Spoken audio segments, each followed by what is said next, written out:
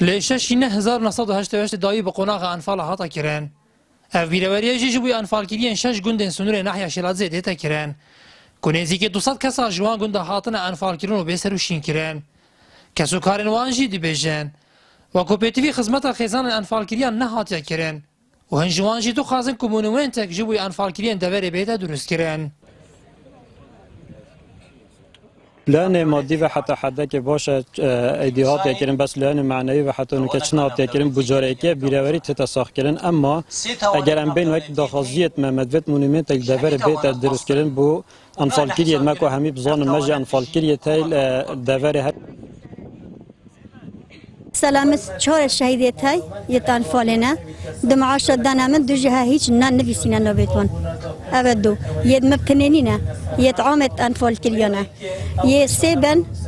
دویت شکره ایک شکره یه دو بن ایک شکره یه چهار بن دویت شکره یه دی ترک نفوس نو چکن نو دانی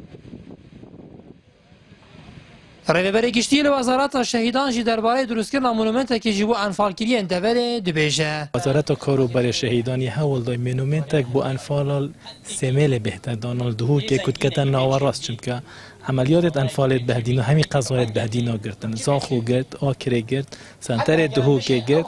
و آمدیه جی گرت ولام بودجه یا مساعد نینا في مرحله دیزاینوی توابوی وزارت روشنبیری مدیریت روشنبیری دهوت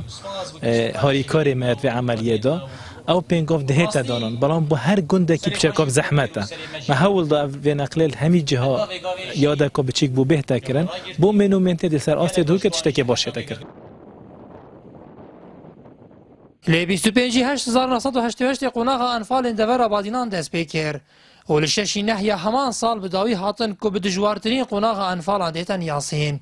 دور بگشتی هاتا دور پیشگیرون و نزدیکی 16 جه دوره آبادینان هاتن کیمیا باران کرن